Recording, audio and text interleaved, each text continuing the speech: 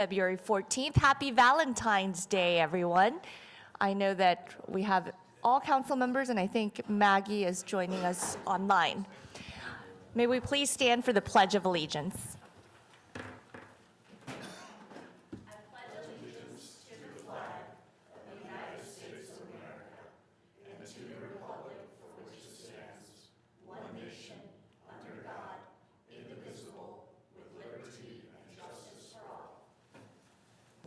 Thank you. City Manager Bob Layton. Thank you, Mayor. February 18th, you have two people right now on the public agenda. Page 2, new business number 1. You would approve $150,000 for the 2025 Water Conservation Rebate Program. Do we have a change in that? Do you want me to talk about the numbers? Yeah.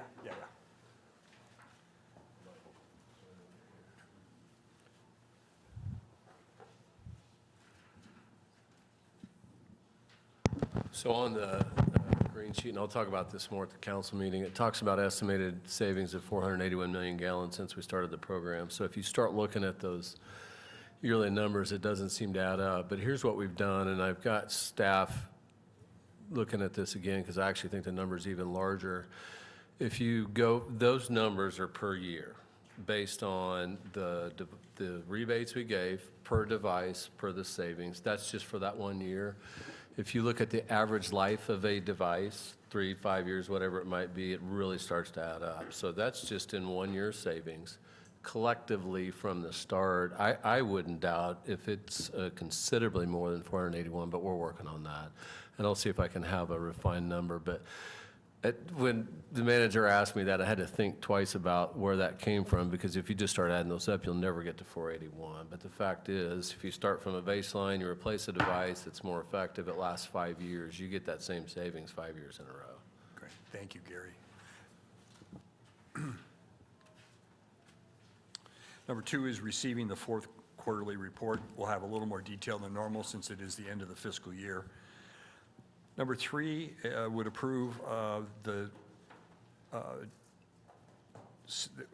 approve several end-of-year adjustments to close out the 2024 fiscal year.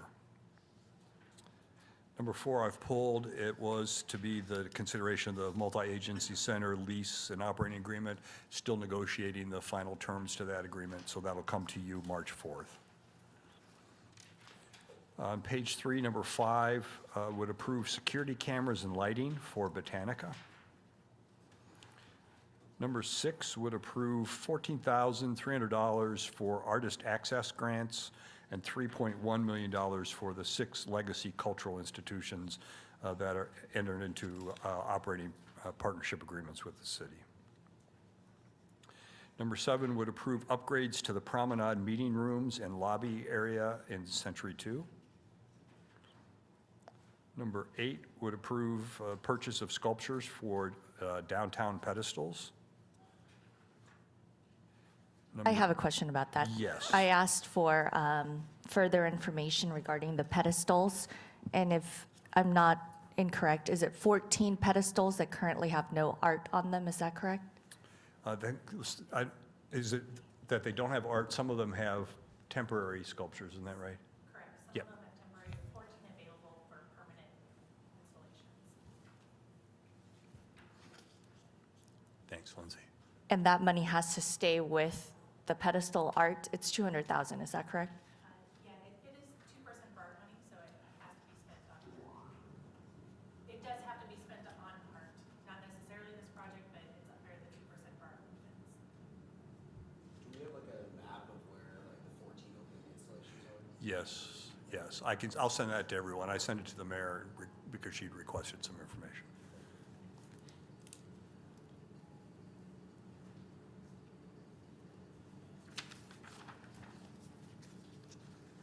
Okay.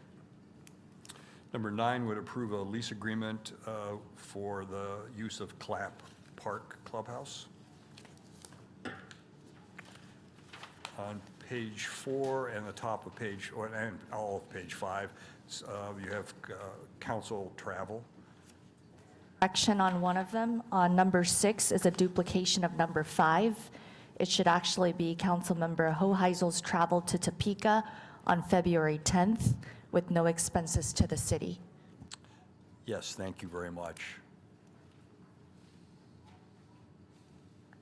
We'll get the right language out.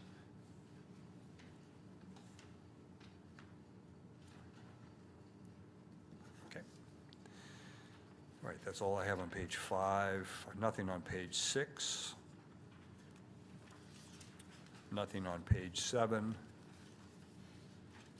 Page 8, number 7 would approve the $48 million general obligation temporary note sale for this year. On page 9, number 11 would approve overestimate bids for improvements in a development located south of 53rd Street North and east of Meridian. Nothing else on 9. On 10, and actually on to 11, we have the sale of 4 public housing authority houses. And that is all I have for February 18th. On the preliminary February 25th consent agenda, I don't have anything for the first few pages, actually first 3 pages. Page 4 just mentioned that 3A would approve funding for utility relocates as part of the West Street project. Is 3B the library? 3B is, yes, that's the extended lease for the temporary relocation of Westlink. Westlink is moving along well. Urge everybody to get out, take a look at it. It's pretty phenomenal what that facility is looking like. Page 5, number 8, is FTA grant application for annual funding for projects benefiting seniors and individuals with disabilities. Number 9, FTA grant application for equipment. Number 10 is an amendment to the Building and Trades Code. Number 11 is initiating the remaining funding for the Bleckley Drainage Project. Page 6, there's a placeholder, number 14, that is for a budget adjustment for the winter shelter. It will not change our contribution rate. It just moves expenditures, I think, from contractuals maybe to personnel. It appears as if the winter shelter will exceed its budgeted $600,000, and I believe HK is going to pay for anything above the city's contribution.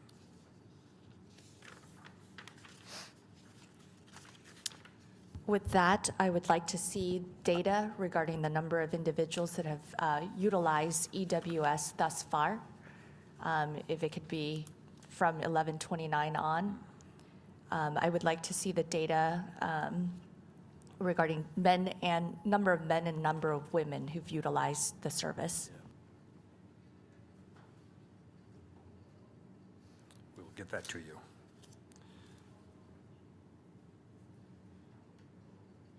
All right, I don't have it. Sorry, one more thing. I would also like to see the number of emergency calls that have been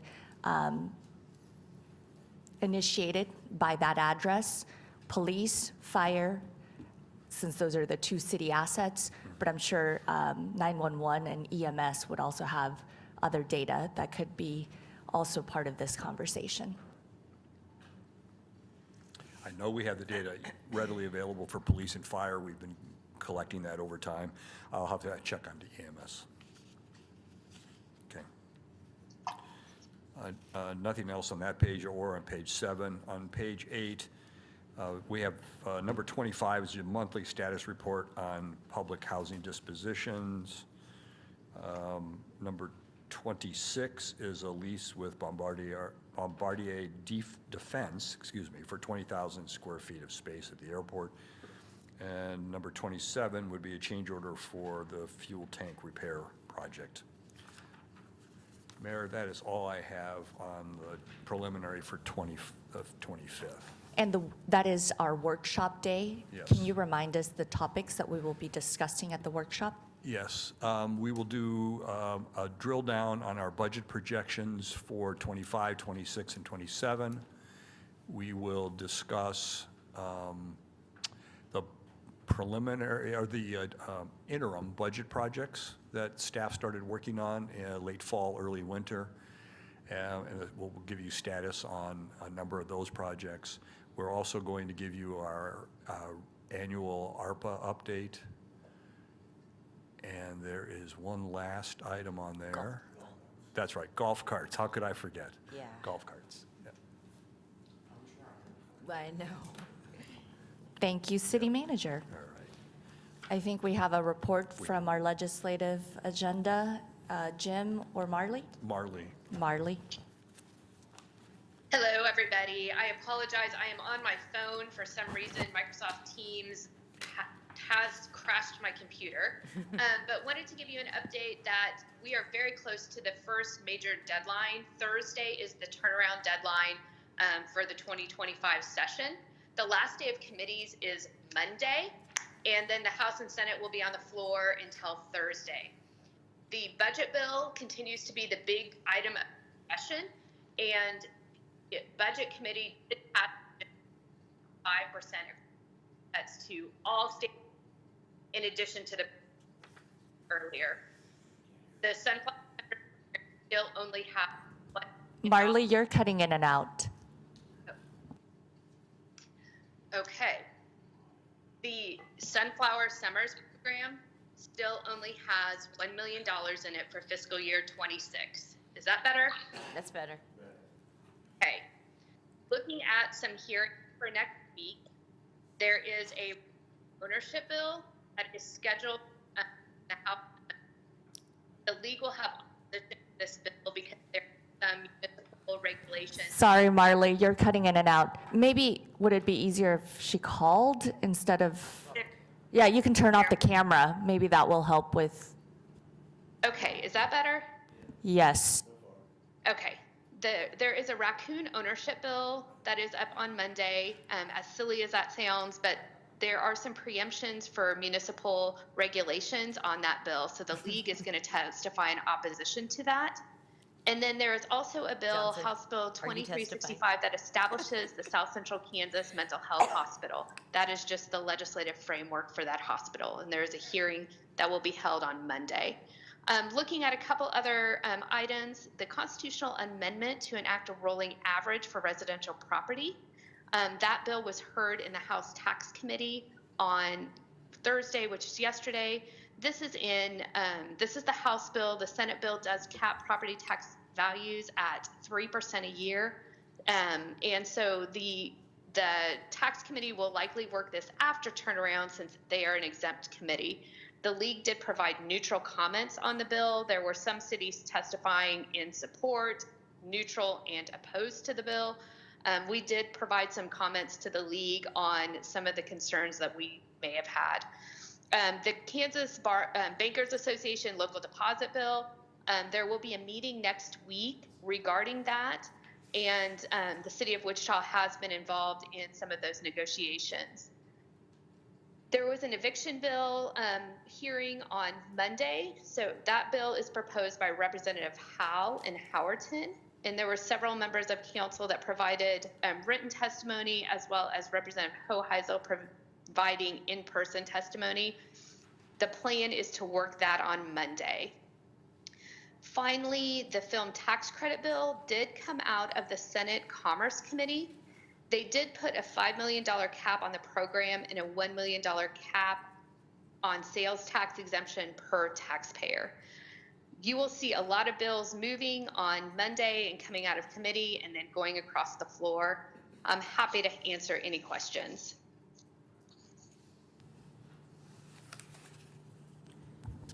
I think at the very beginning you mentioned the budget as well as the sunflower program, but you were cutting in and out. Do you mind reiterating that? Yes, absolutely. I apologize. The budget bill did come out of the House Appropriations Committee last night. They did pass an additional 1.5% across the board cut to all previous cuts and programs made. The Sunflower Summers program still is at the $1 million mark for fiscal year 2026. That is much less dollars than is needed, but I know that there are folks that are continuing to work on funding for that program, but the funding is somewhat tenuous when it goes to the Senate as well.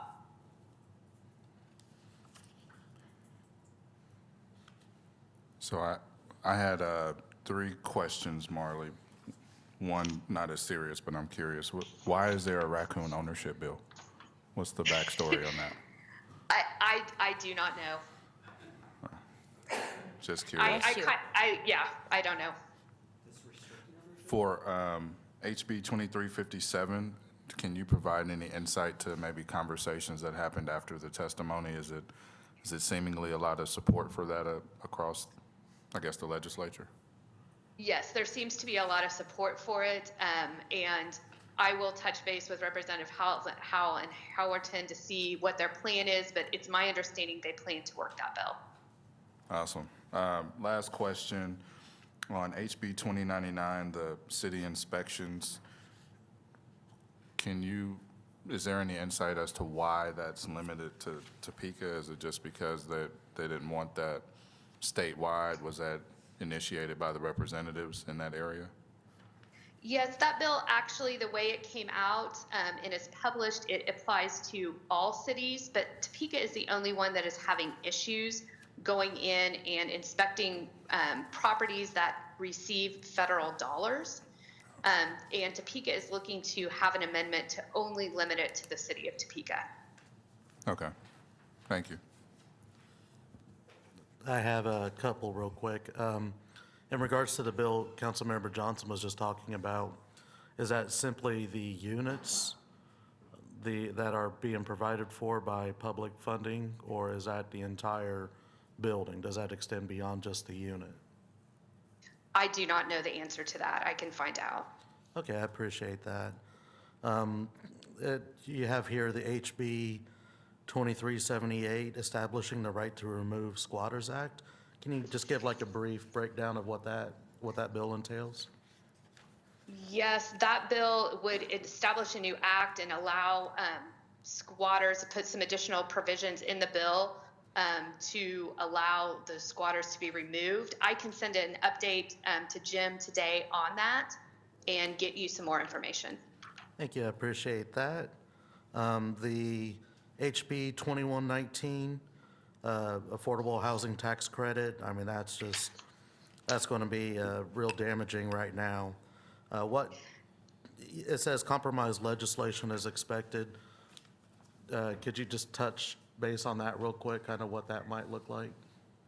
Yes, there's a bill in the House and the Senate to eliminate these programs. There is concern about the fiscal note in the out years and how these credits are growing significantly. Kansas does not limit or cap the credits and offers both the 4% and the 9% credits. There is compromise that is ongoing regarding how this program will go forward. The folks that are looking to eliminate the programs are chairs of committees and in leadership. And so we are hopeful that the program can continue, but it will be a smaller program. Okay, yeah, we might suggest some other changes with that too, kind of some of the issues we've had with the tax credits. But the last one I have is HB 2372, which is the firefighter memorial. Did that make it out of the registrar's office? 2372. I have not seen that bill yet, but I will get you an update on it. Okay, thank you. That's Tom Kessler's committee there, so appreciate that. Okay. Thanks, Marley. Hey, Marley, this is Becky. Thank you for all you do. I just have one quick question on Senate Bill 106. Yesterday, I was at the Greater Wichita Area Veterans Advocacy Board, and we were discussing 106. And then I see that it says the city of Topeka is looking at doing something similar. And we can talk offline, but I'm just curious about that. Are they going to wait and see if it passes at the state level, or are they going to try and do like a local ordinance in hopes to support the bill, or what's happening in Topeka? That they are looking at doing something locally, and I can get you in touch with somebody from Topeka for you to discuss. That would be fantastic. And then I spoke with Representative Holheisel about House Bill 2024 because it's in taxation. It doesn't have turnaround, right? So he said he was going to get with the chair and see if he could give any updates. But thank you again for all you do. Appreciate your support. Thank you. One quick follow-up to Councilmember Hoheisel on HB 2119. When you said it will be a smaller program, does that mean targeted? And if it is conversation around being targeted, is that more urban or rural? It would be across the state. I don't think that they're looking at urban and rural and targeted, but they are looking at ways to make the program cheaper for the state. Okay.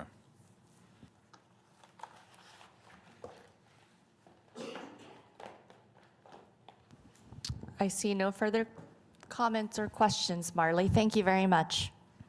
Thank you. Have a good day. Thank you. Can I just have a quick update from Gary? Sorry. I know that on Tuesday we passed a grant application and we talked a lot about it during council, but unfortunately something happened the next morning. So just so that everyone has the same information.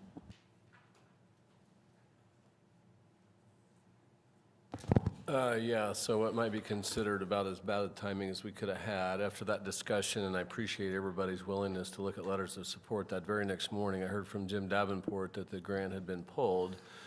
I think his language was for review. I will say, so we're going to continue moving forward on our application process. Reason being, we had a grant that we've been working on, the RAISE grant out at Kellogg and Eisenhower Airport Parkway for the interchange and the airport campus work. That was called RAISE, and that was pulled and brought back up and was renamed BUILD, what it used to be. The BUILD grant is what we got for the North Junction, which I think was during the first Trump administration probably. So anyway, they brought that back up and did not change the submittal date. So I don't know any more than that, but we're watching very closely. It seems like with some of these grants, they've pulled them down, they've taken out any language that they didn't like, certain words, whatever it might be, and then brought them back on. So we're going to keep moving forward just in case. So be on standby about Yeah. issuing letters of support. Yeah, I think so. And as soon as we hear anything, we'll let everybody know. Thank you, Gary. I see no further comments regarding legislative agenda, state or federal. Now, council member comments. Councilmember Tuttle. Thank you. I just wanted to give a shout out to a few departments and organizations. Yesterday, we had the opportunity to be at Fire Station 1 and to make an announcement regarding our Creating a Culture of Wellness initiative within the Wichita Fire Department. And just a big thanks to our communications department for all of their efforts. We got there, everything was set up, every media outlet was there, lots of great coverage. But this is a partnership with the city of Wichita and our Human Resources Department and Communications, obviously Wichita Fire Department, the International Association of Firefighters Local 135, via Christie, and especially with their oncology department. And then we announced yesterday, we brought on the Kansas Health Foundation as a partner who will be providing $150,000 to this project for the goal of health. We will be hiring a consultant to help us develop a sustainable pilot program. And then the goal will be that that could be replicated potentially even in fire departments across the state. And so, it's more that morphed into more than just cancer screenings, but how do we also address hypertension? How do we address sleep hygiene? How do we address mental health and substance abuse for people who protect us every day? So I just couldn't be more proud of Chief Snow and her team and leadership in this and all the partners involved. But yesterday was just a great day for Wichita. So thank you for everyone involved, but again, especially to communications for just making it all flawless.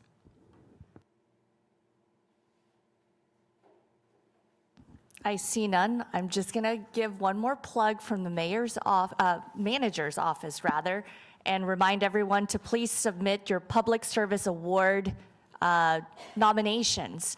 The deadline is coming up, so please look online at wichita.gov but the deadline is February 21st at 5 p.m. That's Friday of next week. So please nominate any employees who are public servants, whether at the City of Wichita, Sedgwick County, or Wichita Public Schools.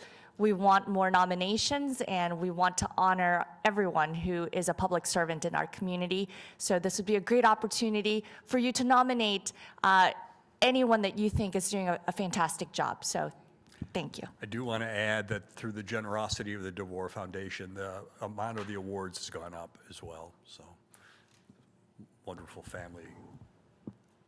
Thank you, City Manager, and thank you, council members. Have a great weekend and happy Valentine's Day again.